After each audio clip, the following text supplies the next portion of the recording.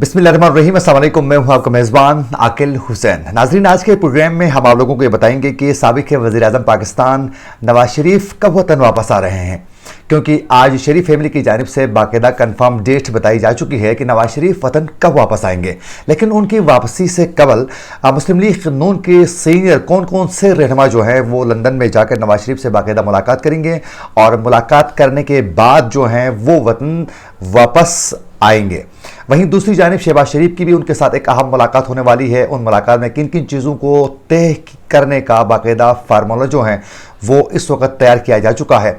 इसकी भी मुकम्मल तफसीलात आप तक पहुँच जाएंगे। वहीं दूसरी जानिब पे आज चीफ जस्टिस ऑफ पाकिस्तान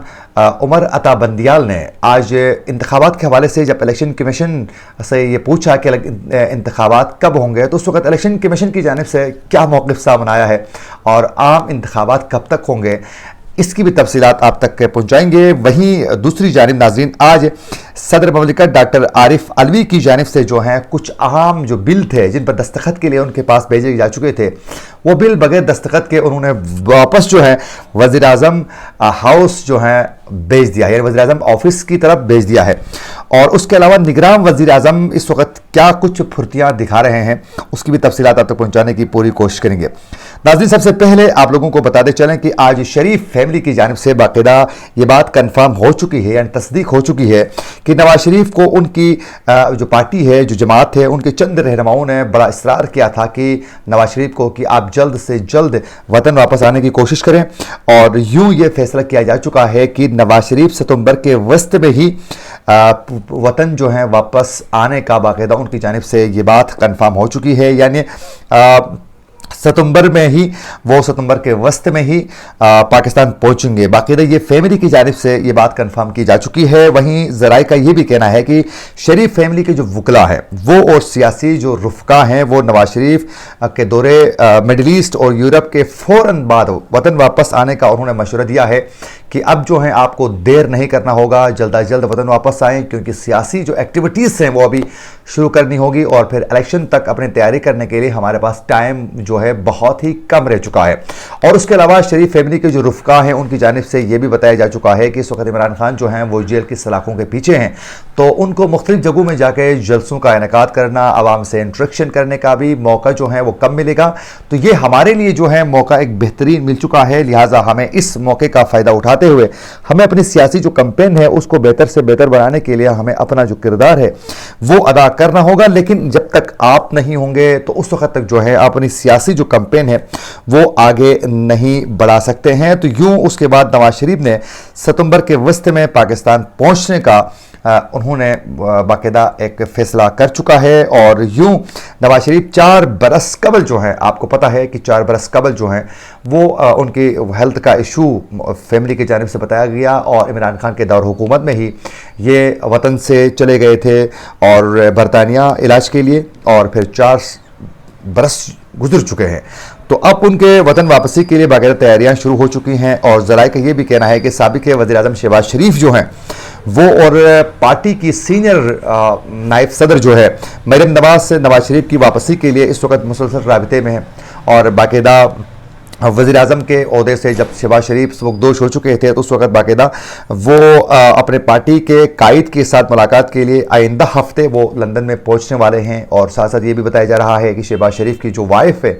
उनका इलाज का भी कोई इशू है, उनकी सेहत को लेकर थोड़े मामला चल रहे हैं, उनकी सेहत ठीक नहीं है, तो इसलिए वो अपनी वाइफ का इलाज भी करवाना चाहते हैं। लेकिन असल में वो अपने भाई कायद है उनकी पार्टी का, ज़ाहिर है नवाज शरीफ से मुलाकात के लिए वो बेताब है। तो उनके वहाँ जाने के बाद जो हैं दीगर जो मामला थे वो तय करेंगे मरियम नवाज और फिर नवाज शरीफ खुद बैठ कर वहाँ। लेकिन उसके साथ साथ नाज़रीन ये भी बताया जा रहा है, ज़राए से ये बात कंफर्म हो रही है कि नवाज शरीफ से मुलाकात के लिए आइंदा 3 हफ्तों में राना सनाउल्लाह, ख्वाजा आसिफ और फिर जावेद लतीफ़, परवेज़ रशीद और दीगर जो पार्टी के उनके जो रहनुमा हैं वो भी लंदन में जाएंगे और नवाज शरीफ से बाकायदा मुलाकात करने के बाद जो पार्टी की जो सूरत हाल है, जो मामला चल रहे हैं, उस हवाले से वो नवाज शरीफ को इन्फॉर्म भी करेंगे और फिर आने के हवाले से, वतन वापसी के हवाले से वो उनको बता देंगे कि कैसे आपने वतन वापस पहुँचना है और पहुँचने के बाद किन किन चीज़ों पर हमने फोकस करना है। ये तमाम मामला जो हैं इस पर बातचीत की जाएगी। और ज़राए का ये भी कहना है कि सुप्रीम कोर्ट के review of judgments and orders जो سپریم کورٹ کی جانب سے جس کے خلاف بڑا ریجیکٹ کرنے کے بعد جو فیصلہ آ چکا تھا، اس کے حوالے سے یہ بتایا جا رہا ہے کہ نواز شریف کے کیس پر کوئی بھی اس پر اثر انداز نہیں ہوگا، اور نواز شریف کے وکلاء جو ہیں ان کی وطن واپسی کے دوران جو ہیں باقاعدہ قانونی دفاع کے لیے تیاری مکمل کر چکے ہیں، اور شہباز شریف کی جانب سے بھی یہ بات بتائی جا چکی تھی کہ ان کے 5 برس کی نااہلی جو ہے اس کی مدت ختم ہو چکی ہے، تو لہٰذا اس پر نواز شریف کو کوئی بھی ٹف ٹائم نہیں دیا جا سکتا ہے۔ اچھا، دوسری جانب آج سپریم کورٹ نے سندھ میں حلقہ بندیوں سے متعلق جو کیس تھا، اس حوالے سے آج سماعت کے دوران جو ہے چیف جسٹس عمر عطا بندیال نے استفسار کیا کہ الیکشن کمیشن عام انتخابات کب کروا رہا ہے۔ اس میں ڈی جی لا الیکشن کمیشن نے کاندھے اچکا دیے، انہوں نے کہا کہ مجھے پتہ نہیں ہے، جس پر چیف جسٹس نے کہا کہ یعنی ابھی تک انتخابات کی کوئی تاریخ طے نہیں ہوئی اور الیکشن کمیشن انتخابات سے قبل جو ہے معاملات طے کریں، یعنی اس وقت حلقہ بندیوں کا بھی معاملہ چل رہا ہے، پھر بہت سے ایشوز ہیں جس کی وجہ سے پیپلز پارٹی اور مسلم لیگ نون کے درمیان بھی کئی معاملات طے نہیں ہوئے، تو یوں اس وقت تک الیکشن کمیشن کی جانب سے الیکشن کی ڈیٹ اور پھر معاملات آگے بڑھانے کے حوالے سے کچھ بھی اپڈیٹ کرنے سے الیکشن کمیشن قاصر ہے، یوں انتخابات جو ہیں وہ کافی ڈیلے نظر آ رہے ہیں۔ اور جس طرح نگراں وزیر اعظم کا جو اس وقت سلیکشن جو کی جا چکی ہے، اس سے یہ صاف ظاہر ہوتا ہے کہ الیکشن جو ہے وہ تھوڑے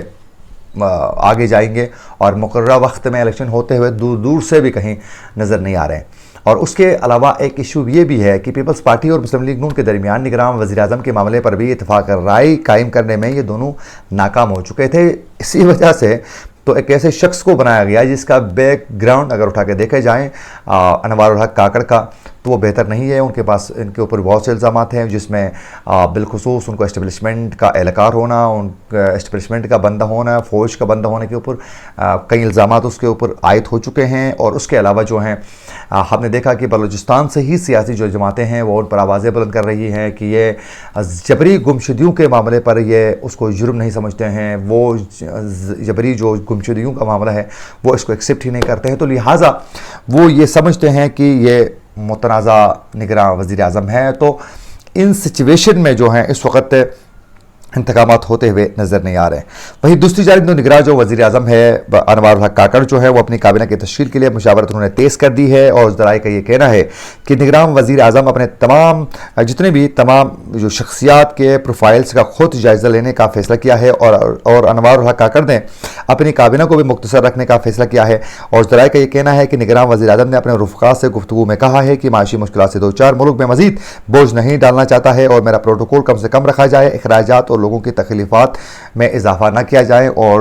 مجھے پروٹوکول جو دیا جا رہا ہے اس پر بھی کمی لائی جائے تاکہ دیگر جو معاملات ہیں اس پر فوکس کر سکیں، اور ملک کو جن چیلنجز کا سامنا ہے اس میں ہم اپنا کردار ادا کر کے اس سے ملک کو باہر نکال سکیں، یہ ان کی جانب سے کہا گیا ہے۔ یہ تھی وہ آج کی اہم اپڈیٹس جو ہم آپ تک پہنچانا چاہتے تھے۔ اسی کے ساتھ اپنے میزبان عاقل حسین کو دیجیے اجازت، اللہ نگہبان۔